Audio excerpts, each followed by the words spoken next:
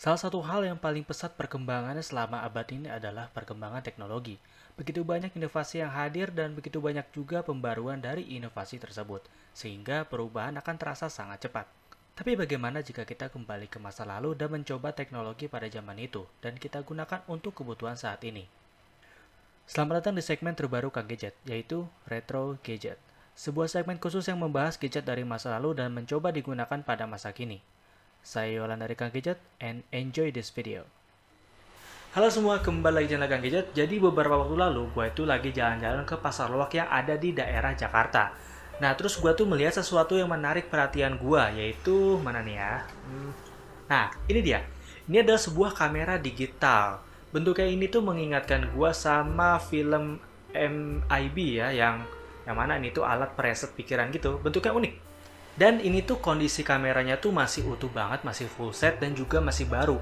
Cuma karena udah lama jadi dusnya itu udah agak benyek-benyek gitu. Pas gua tanya abangnya, "Bang, berapaan harganya?" Abangnya jawab, 40 ribuan mas. Gua jawab lagi, "Gak bisa kurang mas." Abangnya jawab lagi, "Udah deh 30 ribu." Dan akhirnya gue dapat kamera ini dengan harga 30 ribuan aja. Pas gue cari di internet, ini tuh barang kayaknya udah langka banget. Soalnya pas gue cari tuh kayak hasilnya tuh nggak ketemu tentang spesifikasinya. Tapi kalau misalnya kita ngetiknya lengkap, mereknya, komputer partner kamera digital, itu ada yang jual. Cuma bukan di Indonesia, melainkan di luar negeri. Dan kebanyakan sih di eBay yang jual. Mungkin karena nama merek komputer partner itu tuh terlalu umum kali ya. Jadi itu mengenai spesifikasinya pun di internet tuh kayaknya tenggelam jauh gitu ya. Awalnya gue bingung ya cara pakai kamera ini tuh kayak gimana, soalnya tuh nggak ada buku panduannya. Nah di dusnya itu cuma ada kameranya, standnya, kemudian juga ada kasetnya untuk drivernya dan juga kabelnya. Ya hanya itu saja gitu, jadi nggak ada buku manualnya.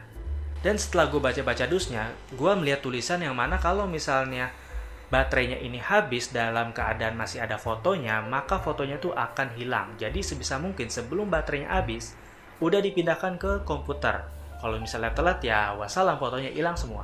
Terus di menu ini ada angka yang nunjukin berapa sisa foto yang bisa diambil. Nah terus juga ada tulisan SD untuk mengambil kualitas SD. Tentunya kalau pakai mode ini juga foto yang bisa diambil tuh bakalan dikit banget. Tapi kalau pakai yang biasa bisa lebih banyak. Oh ya, kamera ini juga sebenarnya tuh bisa merekam loh. Tapi kayak error aja gitu pas gua nyalain di komputer, gak tahu kenapa. Padahal sebenarnya formatnya tuh support. Nah, setelah ini kita akan hunting foto menggunakan kamera ini. Kita akan menggunakan yang mode HD dan juga non HD. So, let's go! Akhirnya selesai juga setelah gua hunting dan saatnya kita masukin hasil foto-foto yang ada di kamera ini. Tapi karena drivernya itu 32 bit dan juga masih pakai kaset, jadi di sini gue menggunakan virtual machine, ya virtual machine, yang mana di situ gue menginstal OS dengan 32 bit sehingga drivernya itu bisa dipasang. Nah kebetulan di sini gue menggunakan Windows 98. Kenapa ya? Biar menyesuaikan aja gitu sama nostalgianya. Terus setelah gue selesai install drivernya, gue masukin foto-foto ini ke komputer dan ini adalah hasil foto-foto dari kamera ini.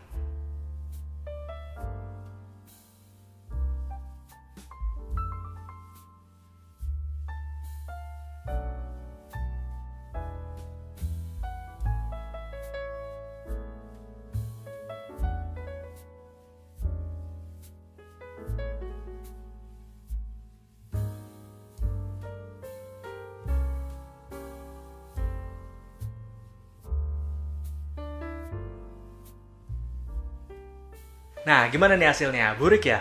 Ya, emang lah, namanya juga kamera digital zaman jadul ya. Kualitasnya juga pasti burik. Jadi untuk hasil foto yang SD aja tuh cuma sekitaran 100 kilobyte aja gitu. Dan kalau misalnya foto-foto biasa itu bahkan lebih kecil lagi ukurannya. Jadi ya wajar aja kalau misalnya di zaman ini tuh fotonya kelihatan kurang banget.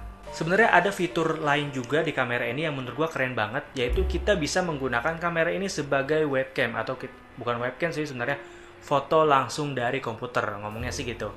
Jadi sebenarnya tinggal dicolokin aja ke komputernya, terus kemudian buka aplikasi yang disediakan di drivernya, kemudian tinggal pakai dan semudah itu. Tapi anehnya awal-awal tuh bisa di laptop gua, tapi pas gue coba itu nggak bisa. Gue juga nggak tahu kenapa.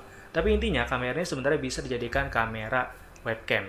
Nggak tahu sih webcam apa bukan ya. Ya pokoknya gitulah, jadi bisa foto langsung dari komputer. Terus juga ada fitur lainnya di kamera ini, yaitu timer. Jadi kalau misalnya kalian mau foto sama teman-teman kalian, tinggal pasang timer dan juga tinggal masukin ke stand-nya. Dan kalian tinggal nunggu waktunya habis untuk foto. Gue seneng banget ya, akhirnya gue bisa ketemu kamera jadul kayak gini. Walaupun sebenarnya tuh ya hasilnya biasa aja gitu ya, bahkan cenderung nggak bagus. Tapi gue tetap senang karena ini menjadi barang koleksi yang bagus.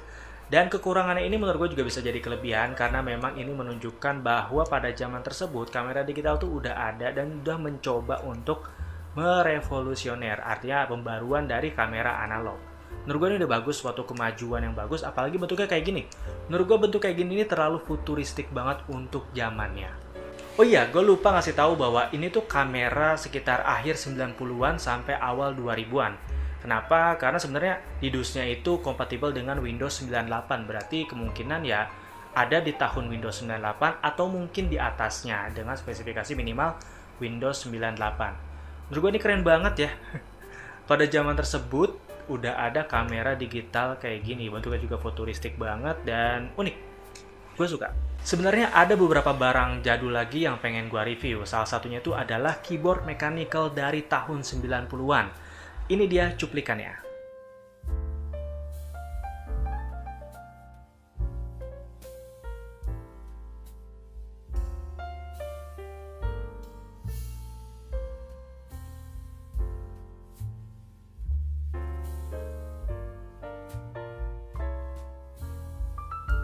Nah, gimana tuh? Keyboard tahun 90-an yang umurnya udah lebih dari 20 tahun itu kita pakai lagi untuk kebutuhan zaman kini. Zaman kini itu kalau misalnya gue tuh pakai buat main game, kemudian juga buat ngetik skrip dan juga kebutuhan lainnya. Kira-kira masih sanggup apa enggak ya?